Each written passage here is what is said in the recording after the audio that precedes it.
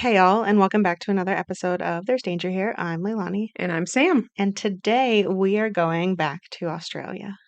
Ooh, down under. I know, I love Australia. It's beautiful there. All right, let's jump straight into it. Okay, let's get going. On October 24th, 1955, Katherine Knight was born to parents Ken and Barbara. She was the younger of a set of twins. Her sister was Joy. The twins had three older brothers to look up to. Sources report that Ken and Barbara's marriage was one of shame. Barbara had been married with teenagers in the home when she met Ken at a bar. Mm, And that's remember, this is the parents, not her. such a tough time to meet someone. hmm The two started an affair until Barbara's husband found out and tossed her to the streets, Oh, essentially. I didn't realize she was married. I I literally know, just I know, said I she know. was married. I was just like thinking maybe you glossed over the fact that now she's separated and she's no, okay. No, no. Oops. She immediately moved in with Ken, uh, while Barbara's husband sent their youngest to live with extended family. The older boys aligned with their father and wanted nothing to do with her. And with the shadow of their impropriety constantly making them disdained by the city, Ken and Barbara returned to Ken's hometown of Moree. Mm, And it sounds like Ken had a family member that lived in the area that was fairly famous. And because of that, the family was like kind of accepted by the community because they mm. didn't want to upset the brother. I think his brother or uncle. When you say fairly famous, like, are we talking like Australia, like a small town famous, or like Australia famous, like pretty well known? I'm just curious, like, is it like he was the best quarterback on the football team, so everyone loves him still in this small town or something like that? Or No, I think it was more small town famous, but I'm not 100% sure. I did this, like, had this episode ready so long ago that I can't remember what he was famous for, but I did look it up and I knew. And I think it was, like, I don't know if it was rugby that made him famous or something like see, that, it but was close. yeah, he was well known. It could have been something completely different, and I could be Right. off, and everybody's like, "You're an idiot." I'm like, "Yeah, well, I forgot, Yeah. okay? I forgot." After a hasty marriage, so Barbara got divorced, got married to Kent pretty quickly, and Barbara soon gave birth to her first um, of another set of boys. Wow. But the romantic life she thought she had wasn't so. She soon realized Ken was an alcoholic, and while she loved their sex life in the beginning, the love started to fade. But Hmm. his appetite didn't, Oh no. and he began to force her through beatings and all out rape.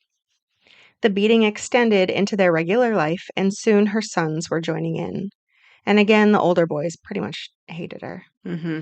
When the twins were born, Barbara hoped for an allegiance with the girls. Joy took on as a tomboy, however, and began to follow suit with the rest of the pack. And Catherine, um, however, was like pretty girly. She enjoyed dresses and dolls. And she was smart, though, and won over her father, though she was still beaten under the drunken rage of Ken, but just not as often as the rest of the kids. Oh. Catherine learned how to cook and sew from her mother, and as they grew, Barbara began to confide in Catherine, which kind of wildly inappropriate to bring all the burdens to a small child, but Absolutely. that's what happened.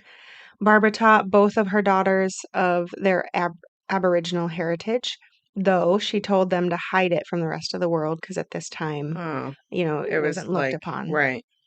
as they would be judged harshly.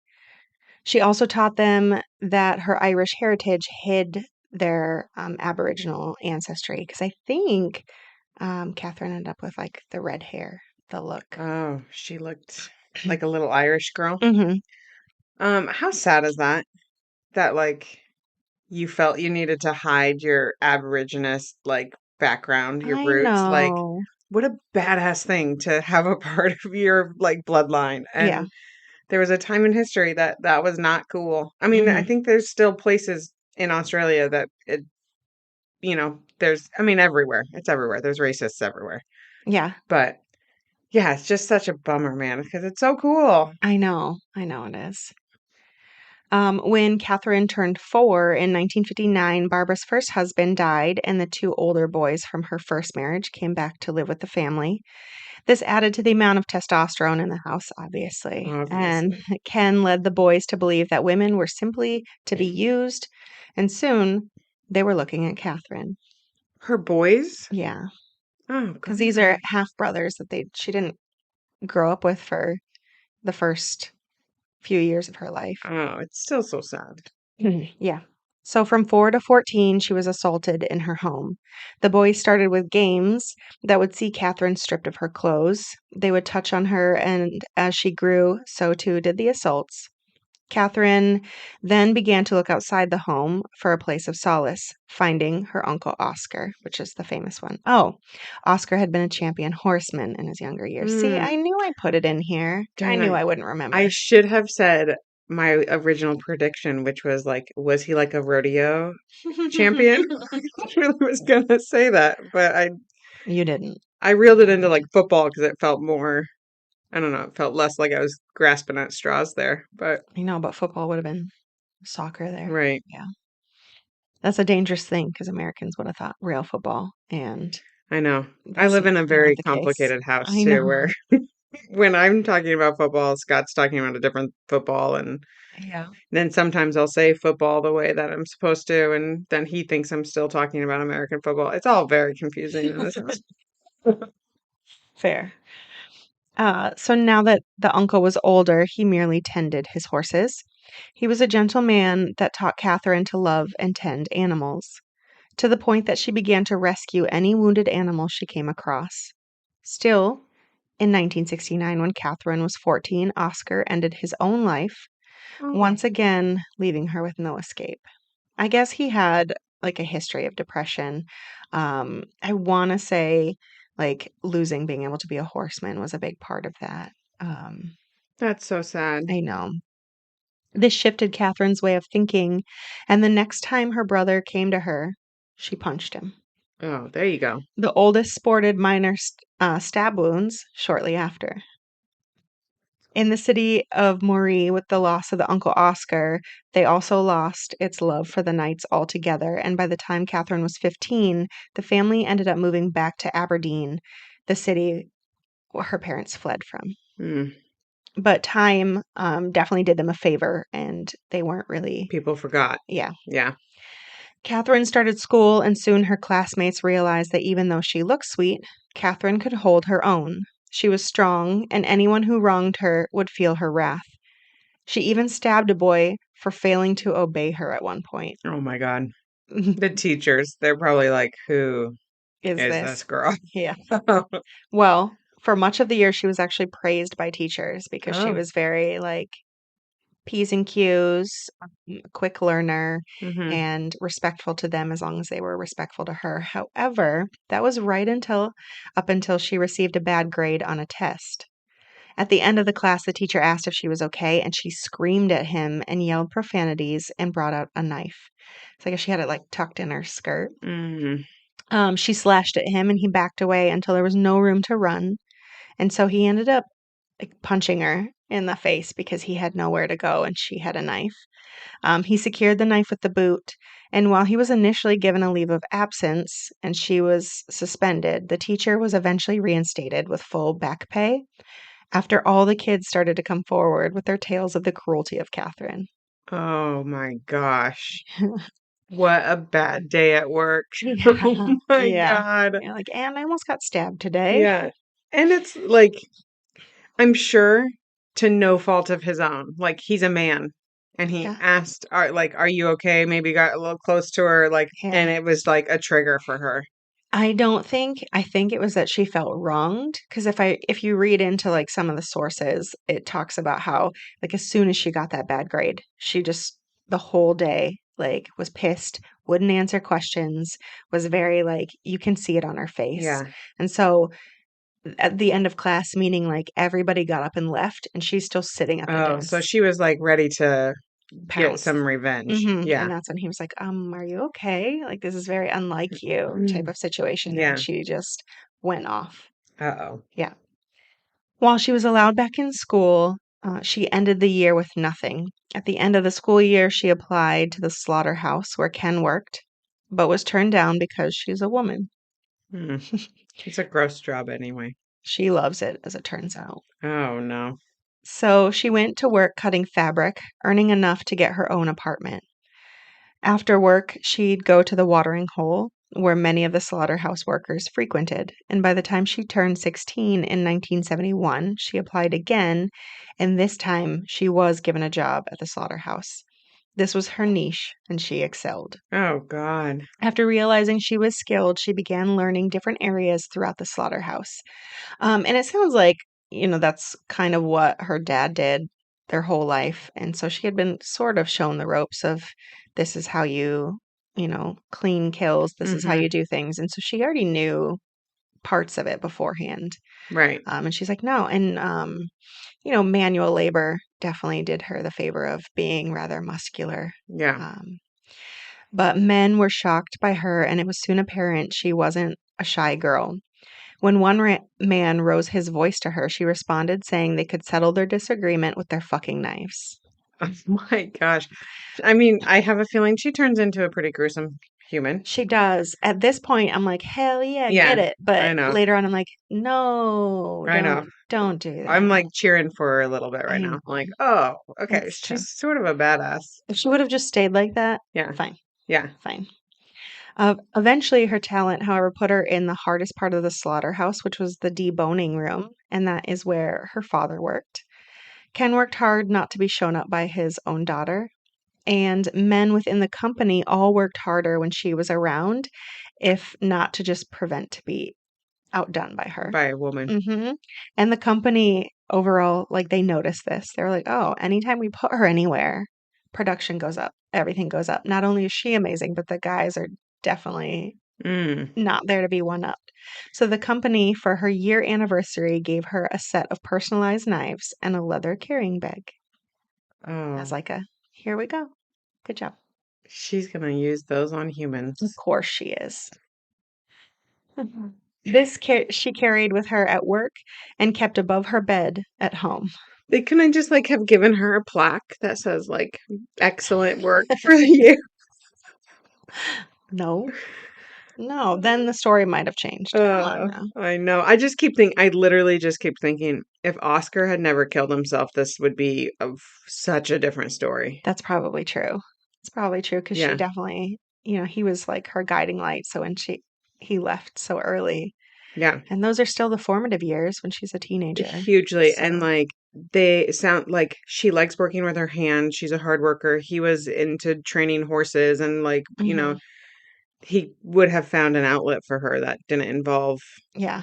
And for a while, humans. yeah, she was rescuing animals, and we'll Right. find that she starts to love to end animals. And you're Right. like, oh, that's a sharp contrast too, Yeah. like from one Yeah. to the other. But Yeah. mhm. On her days off, Catherine would visit the slaughterhouse to watch how men worked in other areas, finding the pig room to be her favorite, staying there for hours talking with the older men that worked there. And the pig room was the place in which pigs were killed before being processed. Oh. She even began to take part in the slaughter during her lunch breaks. My God. I feel like anyone who runs a slaughterhouse that's listening to this right now, if you have an employee who comes in on their lunch breaks to slaughter animals, you need to report them. Like, I'm just saying that right now. They need to be reported. Yeah, like something's off. That's a weird extracurricular. That is a red flag. Yeah. Yes. At work, she had her eyes on David Kellett, a 22-year-old delivery driver. One night at the bar, a minor, uh, so like not like a minor young person, a minor like they worked in the mines. Oh, okay. Just to Well, clarify, that's a good clarification. insulted David, and while David backed down, Catherine did not. Fueled by lemonade, not alcohol, as everybody believes. I guess she would go to the bar and they would pretend to make her drinks, and there's no alcohol ever in them because she Wow. wanted her faculties. But everybody assumed that she was drinking. So Catherine beat the minor until she was pulled off by multiple men. the manual labor filled Catherine out, and she grew to 6 feet tall at this point and was just a total, like, all muscle. What was she like pretty? I hate to use that word. I hate like That's a horrible I'm a word to, chauvinist yeah, right I know now. you Like, are. what did she It's, look like? Is she gorgeous and men fell head over heels for her? Or was she just like this big? she's just very average looking. Yeah, There's okay. nothing special either way. Yeah, Yeah, just an average, just tall, yeah. tall, That's how tall I am, tall so and I muscular. appreciate it. Well, she was very muscular. Yeah, I'm not. I I'm think just she, kidding. yeah. I was gonna say, I think she was a bit more manly looking. Yeah. The next night, David and Catherine, who had a band on the bar, met at a local hotel and ended up starting their romantic relationship. David realized Catherine wasn't just a force to be reckoned with, she was also a great cook and mended all his clothes with ease. True catch. Maybe.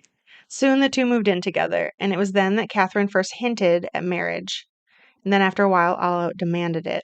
Once it was decided, Catherine took David to meet the rest of the family. And it was there that Mother Barbara warned David that Catherine was a bit off and to be careful, lest she kill him in a fit of rage. Oh. Like, was all out like, you need to be real careful. She's got a screw loose. Still, the two got married days after Catherine turned 18. Oh God.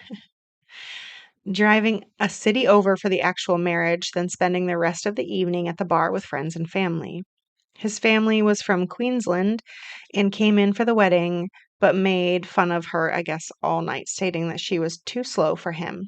And still, she acted as though she didn't care throughout the night, like, just, this is my night, you're not going to fuck with it.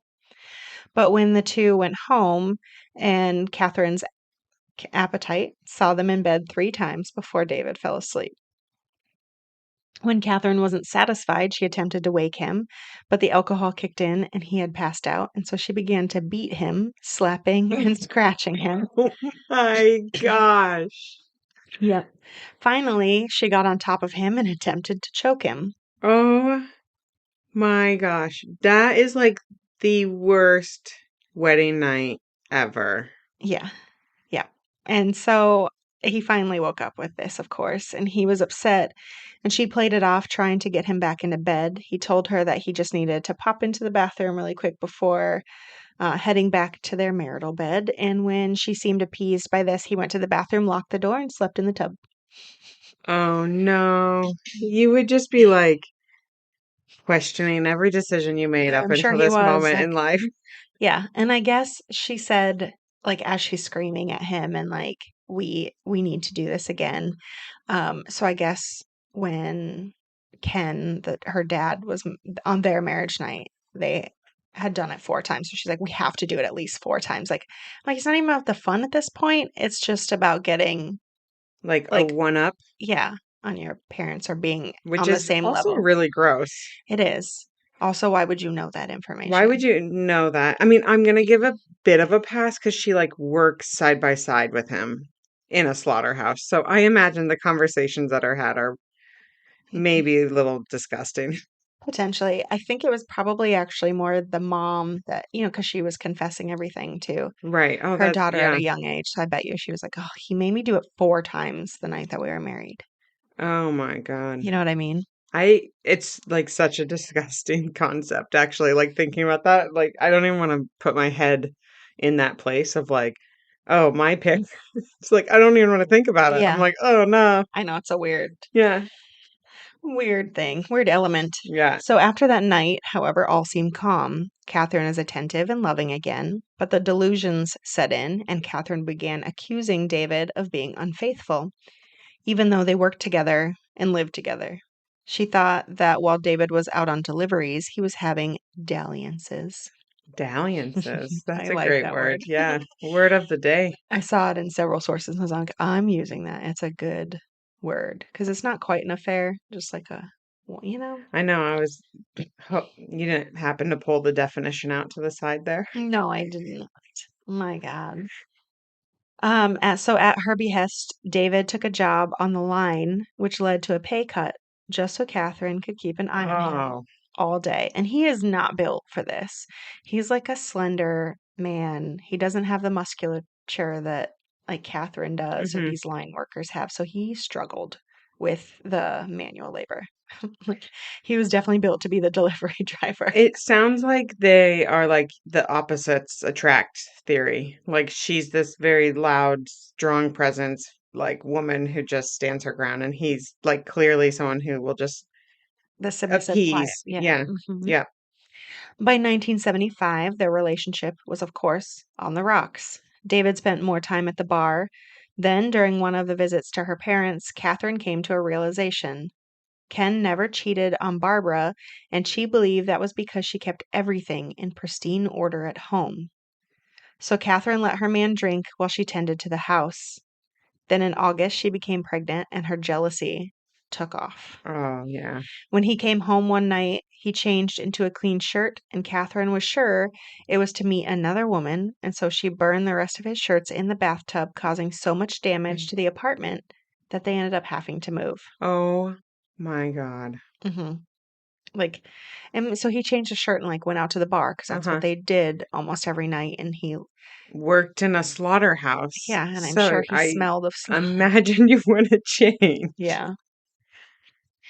Soon he realized she needed to know his plans, and so he would okay them with her after work. And it sounded like, as they're getting ready to leave work, he's like, "All right, I plan on doing this, this, and this, and I'll be home at this time." And she'd be like, "Okay."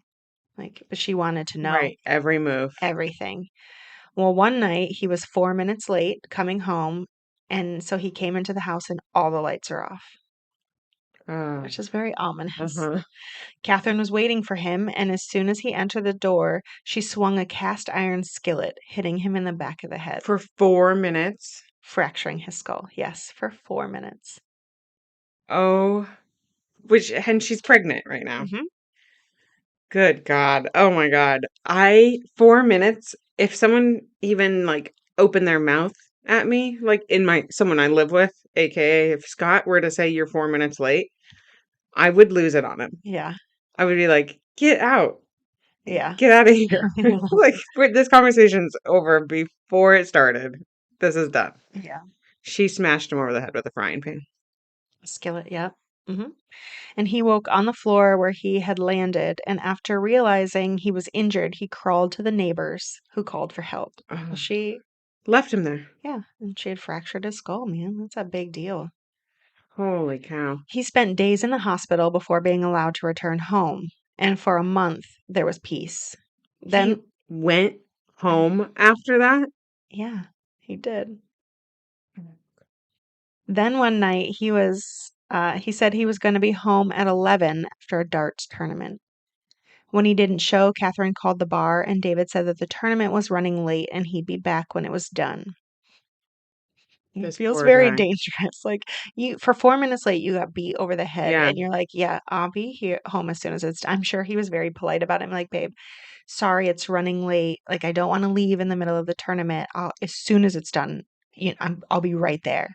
But there's no time given with it, so she's not happy with that. Uh, When he returned, he managed to fend off her attack, realizing he needed to leave at this point. So he hoofed it back to the bar and managed to find a buddy whose couch he crashed on for the night. And when he woke up, he decided he really did need to get out of this relationship or she was going to kill him. yes. In May of 1976, when Catherine went into labor, he took his chance. Oh, that's bad Bad timing. timing, I know. He packed his bags and ran off to a woman he met during the time he was being accused of cheating. Oh, shoot. Was he cheating on her? Yes. Oh, see, it's things like Shit like that. that. I know. Like, and then he gaslighted her to Yep. say, I'm not doing it. Oh, see, now I'm like a little less. Who cares that you got hit over the head with a skillet, you a-hole? I think he actually was pushed into the cheating by her I'm sure being she's, so crazy, but yeah, I mean, you'd seek solace somewhere else too. it was a bad relationship all around. Is there a guilty party at fault for the demise? I don't know. Yeah. But So Catherine gave birth to daughter Melissa Ann without him, and it wasn't long before police were looking for um, for David. Neighbors had ignored her screaming at David.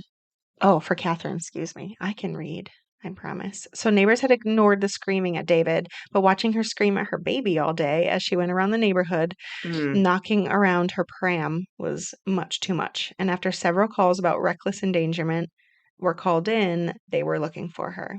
Catherine was brought to St. Elmo's Hospital in Tamworth, a psychiatric facility, once she was located. And Melissa Ann was brought to Catherine's parents. Mm. At the hospital, Catherine underwent testing, and the doctors were smart enough to see that even though she scored low on the IQ, she was actually quite cunning and likely manipulative of staff. As such, they labeled her with Psychopath. psychopathy compounded with narcissism. Yeah. They also labeled her as suffering from postnatal depression, starting on new medications, and then releasing her 7 days later, picking up Melissa Ann and returning home. The next day, old Ted, once a miner, now a vagrant, was walking on the train tracks in town looking for mushrooms to eat when he heard a child crying. Mm. At first, he thought nothing of it until he felt the rumble of an oncoming train, and he looked down the tracks to where the wailing was coming from, and he saw a baby. Oh my gosh. He ran to it and picked it up, getting out of the line of the oncoming train with seconds to spare, It's like a supposedly. Western movie. Yes. In his arms, he held Melissa Ann. Yeah.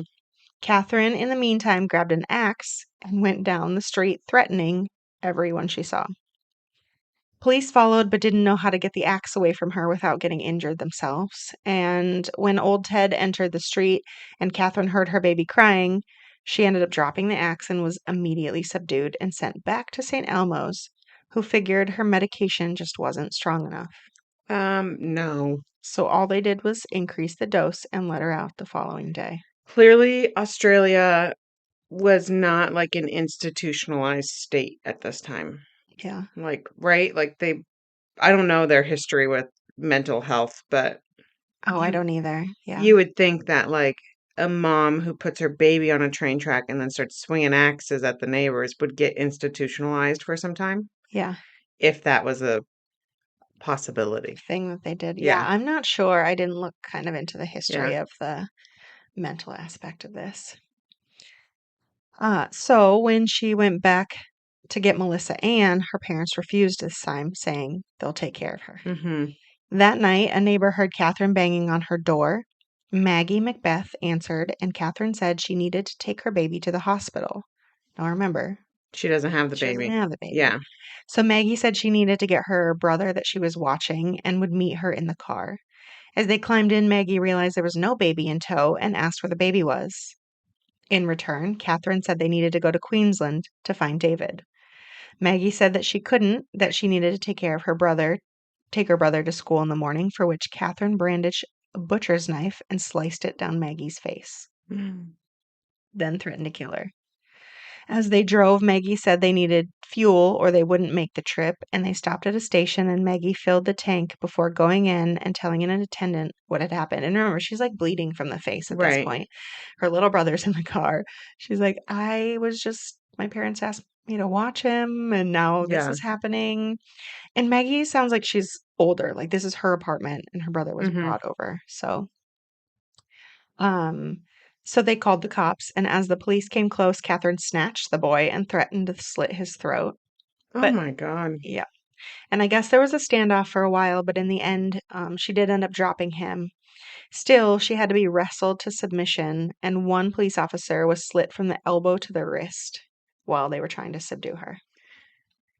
What year was this? I don't know. Why do you ask me years I of know. things? Well, I just write I'm years. like thinking about like I don't know, like gun laws and things like that because I Mhm. know that guns were outlawed in Australia in like the late 90s, early I 90s. think this is early 80s because we were in 79, so we have to be 80, 81, I Yeah. think. Because I'm just like thinking the first time, like, why didn't the police shoot her when she was swinging an axe? Like, A and they lot couldn't of get her. countries don't I know standard issue carry. I understand It's that. just Yeah. the US that does. I Okay, know. thank you. I know. Thank you. See, I'm Americanized, I know you are. I know you 110%. are. I'm like, just shoot her. Yeah. Mm-hmm. Yep. You're the one that goes to Europe and asks for a pitcher of water, assuming it's free. I know you. I see you. So this time she was taken to Morisset Psychiatric Hospital, a high security mental facility. Mm. There she ranted about wanting to kill David and anyone who helped him. Police sent word to David, and instead of going into hiding, he felt really guilty about everything that was happening and all the chaos she was reigning in. And so, with resignation, he and his mother returned to Aberdeen and collected Catherine. Whoa. When she was released, they drove to Ken and Barbara's house to collect Melissa Ann next. David went to get her, and when Barbara barreled out of the house, essentially knocking David to the ground, then started stomping on him, blaming him for cheating and ruining her daughter. In turn, the lifeless Catherine sprang out of the car and knocked out her own mother, Oh, telling her that he was hers and he came back for her while her parents left her to rot. And then she like basically just barreled into the house, picked up Melissa Ann and walked out, and everybody's just like hands away. Like, right. no thanks, I'm not getting involved. So within weeks, the family moved from Aberdeen to Woodridge for a new start. As her mother-in-law tended the house, Catherine found work in a nearby town of Ipswich at the Dinmore Meat Works. So again, we're at another slaughterhouse. Mm-hmm. On March 6, 1980, their second Mm. daughter, Natasha Marie Kellett, was born. Oh, a second daughter? Wait. Mhm. My brain was catching up to that sentence. They had another baby together? Yes. Oh my God. These Yeah. people. Yeah. And the mother-in-law stayed at this point, has stayed there. And so while she wanted to bond with her, she didn't like her mother-in-law always being there. So soon she returned to work, but she was bored with life. On Natasha's fourth birthday, Catherine picked up her daughters and returned to Aberdeen without David, moving in with her parents and filed for divorce. Hmm. David did not contest it. I wouldn't think so. She then rented a house in Muswellbrook, maybe. Sure. And again, we all know that I suck at names. I'm not, you know what? It's fine. It's fine. I did my best. We should And just start the episodes with like a little disclaimer. yeah, I'm gonna definitely get a name Um, wrong or two, yeah. at least Yeah. in the episode. And so she went back to work in the Aberdeen Meatworks. 2 years into it, while moving a heavy hog, Catherine injured her back. The result was a lifelong debilitation, and she was placed on disability, putting in a workers' compensation claim. By 1986, she was only 31 and unable to work. So she started going to the bar again. There, she met a new David. We have a lot of Of Davids in this course she story. did. David Saunders, a 38-year-old mine worker. They were hot and heavy right from the jump, and David pretty much moved in within a month of their relationship. But it was tumultuous. They fought frequently, and Mm-hmm. Catherine was immediately suspicious of David and his faithfulness. Sometimes she'd throw him out, and he'd simply go sleep in his apartment that he maintained until she returned asking for his forgiveness. A week before their 1 year anniversary, David bought a dog for the family. On their anniversary, he bought flowers and came home to an angry Catherine. She paced the kitchen before running outside. Confused, David followed her, and in the yard, she slit the dog's throat, Oh no. and she looked at him and threatened him. Oh, I cannot even. I cannot even. That woman would be committed so quickly. I don't even care. I'd fly her to a country that would commit her. Like Yeah, if she slit my dog's throat and looked at me while she was doing it, yeah, the story would end here and it would be about me yeah, because I would ultimately end up being the plot twist and I would have killed her. yeah. This little innocent doggy, like it didn't do Oh, anything. there's something about it that like, Animal cruelty yeah, that gets people. That's why for a long time in movies they would cut scenes where animals were killed yeah, and avoid them because I guess it was like visceral reaction from people. Like they could watch people get murdered all the time, but you hurt an animal, that's it. Yeah. Yeah, because they're innocent. They are. They're not doing anything to us. Humans are evil and disgusting. That's a very generalized Yeah, statement. it is, but it's pretty good generally. Yeah. So David yelled that he had never been unfaithful. Returning to their apartment, where Catherine picked up a frying pan, beating him so hard she broke an arm and knocked him out. When he woke up, he returned to his apartment and refused to answer her. I mean, rightfully. Mm-hmm. Until one night he came home to find Catherine at his door. She cried and begged for him to come back. Within a few months, Catherine was pregnant again. Oh my God. So David bought a house in Aberdeen, and though it was small, Catherine was happy. She decorated it with pelts, skulls, animal traps, etc. She would. Like, I've known like a person or two who like taxidermy their house, I feel like. it's okay in small quantities, but Yeah. there needs to be a balance. I Yeah. feel like you'd walk in and be like, this feels like a house of death. Hers would probably not have been like very like restoration hardware. Yeah. Like the trendy fake pelt. I mean, I know they weren't fake by any means, but Hmm. I imagine it wasn't like a really beautiful No, country living magazine type of home. I didn't see pictures of it, but it sounds very dark. Yeah. In June of 1988, Sarah was born, and again she suffered from postpartum depression, and in early 1989 their relationship was again on the fritz. At this time, her workers' compensation claim finally came through, though, and she paid off the rest of the house, ensuring it was put in her name. Whoa. David, for his part, was growing tired of Catherine's lack of attention to the house and the baby, and he started yelling at her until one time he yelled at her for not doing laundry for a week. Then he found scissors plunged into his stomach, and Catherine twisted them before pulling him out, going for an iron. David managed to run out of the house, and he did not come back. He rented a room for a few nights.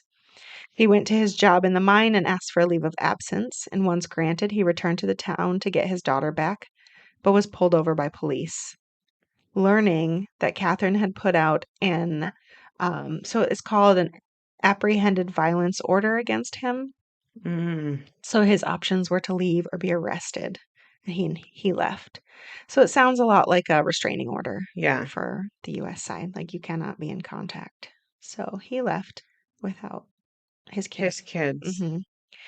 An old Well, he shouldn't have had these kids. Like, kid, yeah. kid. It's a Yeah. different David, remember? I know, but I know.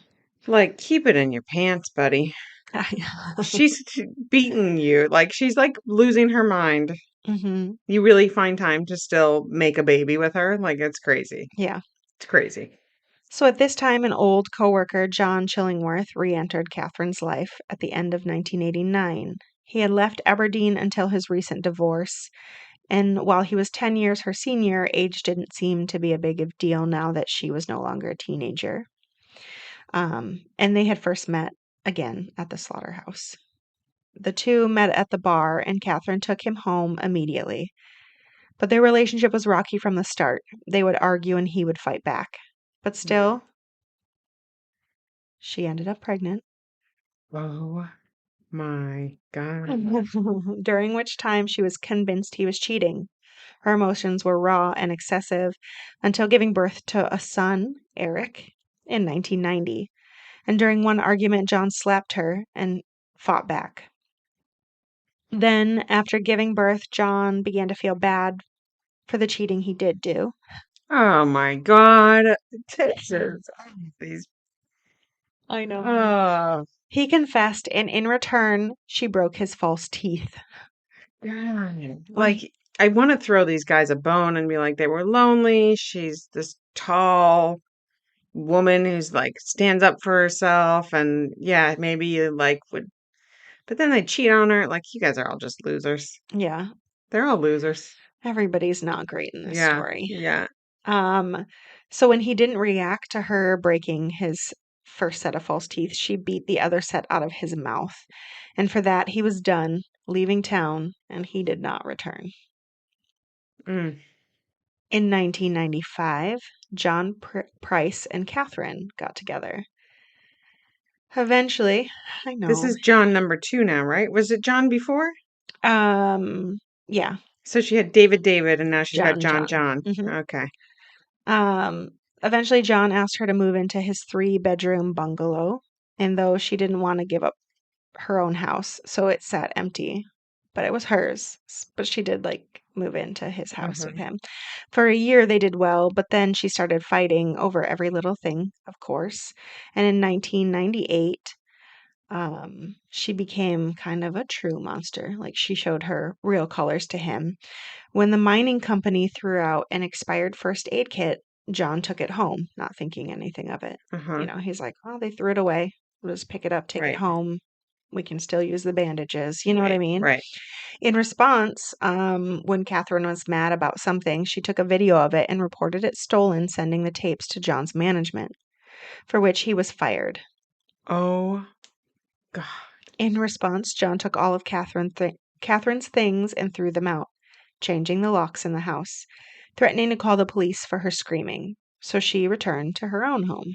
That would have been like this is 1998, you Mm-hmm. said. She would have had to use like a handheld video Mm-hmm. recorder. And sent the tape in. That is insane. Yeah. That's insane. I feel like your bosses would almost have to fire you. I think that was actually kind of what the company said. Like, Like it shouldn't have someone, been a big deal, but because it was right, recorded and they're accusing him of stealing, right. now Because it that becomes this wasn't, thing. it Yeah. was not a norm that a video could pop up and like Yeah. that you would have to get talked to your bosses about it or something Mm-hmm. like that. But like this, like came in the mail. Yeah.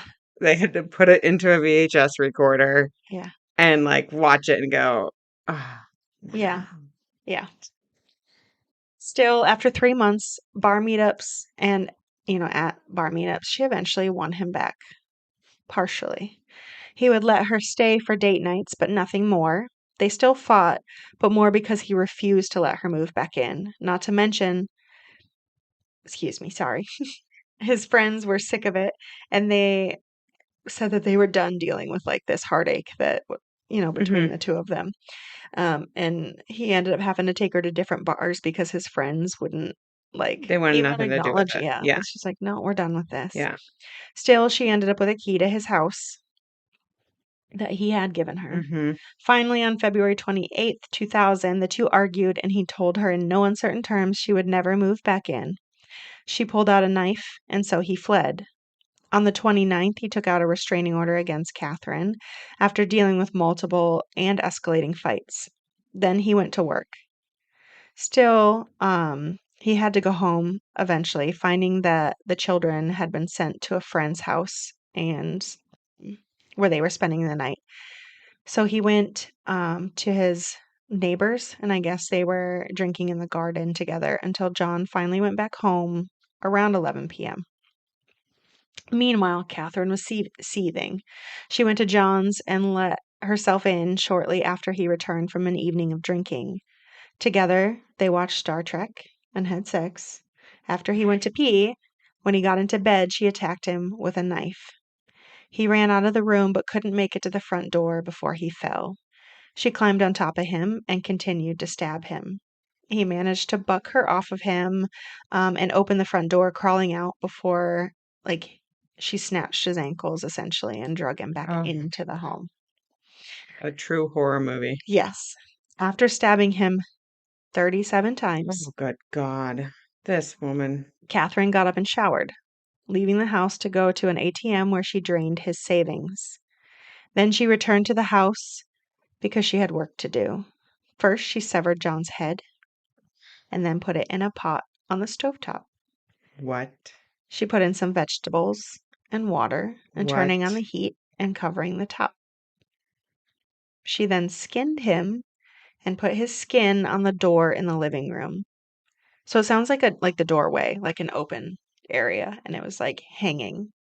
She cut off his buttocks as well, and she put the meat in a pot and put that in the oven, cooking them. No, she's like, he's a pig. Yeah. Then she took the rest of the corpse and put it in John's favorite seat. So she like set the corpse up. Oh, I can't even. I wish people could see my face right now. I know. I wasn't really prepared for it to escalate like that. Like, I wasn't ready for that.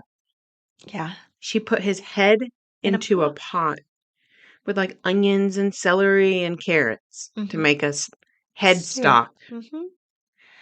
When the food was ready, she set out 2 portions of meat onto the plates of his children, John and Becky, No, adding vegetables and drizzled with gravy. She also set out a piece of meat for the dog. no, But she did not. she did. How old were these kids? Little. I don't know. Like I didn't get toddler their ages. ages? Yeah. Yeah, they're probably 5, the oldest, I would think. I don't know. No, yeah. No, I don't know. I didn't look into their ages because this is horrible enough. Thank you. Oh, no. Yeah. But she couldn't convince herself to feed the kids the meal. So instead, Oh, she thank went God. and took all of the sleeping pills in the house and went back to his blood soaked bed and laid down after taking the pills. Oh, I wish she would never wake up. When John didn't show up for work, a coworker stopped to check on him, seeing blood on the door and blood smears in the doorway. His they called the police. The police knocked and couldn't get anyone to answer. Um, but there was again blood on the door jamb, so police went around back and broke the door open. One police officer said that there was something blocking the doorway heading to the living room, and he put his arm up to move it to the side, and then his arm felt wet and he had blood all over him, and that's when he realized it was John's pelt. Skin. Yep, hanging off the door jamb. They could see John's corpse, so the police drew their pistols. So they did have pistols at this time. When one officer saw a pot, he looked at the other and said something along the lines of, "I'll give you one guess of what's in there." Like they already knew. They're like, "Oh no, this is gruesome. This is going to be gruesome." I don't think I would ever, even, okay, even if I saw a skinned body A and then, headless corpse sitting up in a chair, and you all of a oh sudden my hear God, pot it's headless. pot rumbling. You're like, "Oh fuck me!" You know that Yeah, it's okay. there. You Yeah. know it. Yeah. I think maybe I forgot he was headless. Totally forgot that. Of course, he's a I know. It's a I pot. know. I'm just like have been in oh yeah, it's just all a It's lot all going bad. on in my brain right now. It's all bad. At this time, they heard snoring coming from the bedroom, and they found Catherine in bed, unresponsive but uninjured. She ended up waking up 2 days later in the hospital. 2 days later. Yeah. 5 days after the incident, she was interviewed by police and reported that she couldn't remember anything. Of course not. John Price was 45 when he was killed. Catherine was 49 when she murdered him. She was charged with his murder in 2001. After arrest, she pleaded not guilty and the trial began. But as soon as the trial started, she changed her plea to guilty. And Justice O'Keefe was worried that if he accepted the plea after sentencing, she would simply put in an appeal stating she was insane at the time that she entered it. So he sent her to a psychiatric facility to see a psychiatrist for testing, and they came back with a sane diagnosis. Mm, So, okay, we're good to go. She's not insane. it's so hard to argue that she's not insane, but I know. 3 psychiatrists labeled her with a personality disorder, but that she was completely sane and competent and aware of her actions. At this time, he did accept the plea. The evidence was still heard. She didn't look at the evidence or witnesses, but several times she would throw fits, screaming and rocking until she got adjourned. Afterwards, she pretended to be fine again. Uh, and Justice O'Keefe ended up sentencing her to life in prison, adding the addendum, quote, "never to be released," end quote. And she is the first woman to be jailed for life in truth in sentencing laws in Australia. good. The justice said she showed no remorse, and a person like that would likely reoffend if ever released. Yeah. And on a personal note, the justice couldn't eat meat for 3 months following the trial. Every time he tried, he was reminded of the case and was like, I can't do this. So she is currently at an all women's prison in Silverwater Women's Correctional Center outside of Sydney, Australia. And today she is 67 years old and continues to believe that she is innocent. Ugh. I mean, there's some people who just will never be reformed. She is one that needs to be in jail her whole life. Yeah, and I agree with Like that. she was a ticking time bomb from a very early age. She had everything going against her from a very early age. But I really think that that first pregnancy, like, broke her. Yeah. Like, it seems like everything from there, like, started to escalate. Like, her just overall way she was able to handle and think about things, just like her hormones got so effed at that time. I don't know. I think it was passage of time. Like the more, Definitely. because at first with these relationships, she like lures them in because she's very sweet and she mends their clothes and she's a very good cook and, just is wonderful. But then slowly bits of her start to come out. Pregnant or not, they start to come out. Yeah. I definitely think that she was like baseline, like if she never got pregnant 10 years down the line, she probably would have had, like, there would have been some snaps that happened. I just, maybe I'm speaking from my personal experience. I was crazy when I got pregnant. Like, the brain that started to develop inside of me was so different than who I am. Yeah. And I feel like it literally changed my brain, Mm. like, immensely. And it was like, I could just feel it happening. I was like, oh no. I feel like I was annoyingly level-headed, so I don't know. Yeah. I don't know about that. Well, I don't know about all that. I get it, hormones and stuff, Yeah. but I could, like, I felt like I had no control. yeah. I was like, "Oh my god, who is controlling me right now?" Because I Yeah. would be able to, like, go bird's eye view and go, "What is wrong? What am I doing?" Like, Yeah. and so I think that it sounds like, because the first time she had, like, a true physical assault, like, that's not true. That's not That's not true. true. Take it back. But She assaulted him on their wedding night. I know, but she smashed him over the head with a frying pan. Yeah. Wasn't that, like, right when she was pregnant at the time? Yeah. Yeah, But I'm sure she would have done that before. she might have, yeah. It just felt like a heavy escalation. It was. In 2006, Catherine appealed her sentence, stating it was too harsh. A panel of judges reviewed the case and then ratified the original Yeah, sentence. Judge McKellen responded to her appeal by stating, quote, "This was an appalling crime, almost beyond contemplation in a civilized society," end quote. that's the definition of this episode Yeah. right there. And that is the case of Katherine Knight and how terrible she is. Yeah. Yeah. No judge. Yeah. No judge would ever be able to read that and go, "Oh yeah, you're okay. Oh, yeah. Like We can you, release you a little bit early. It yeah. wasn't that bad."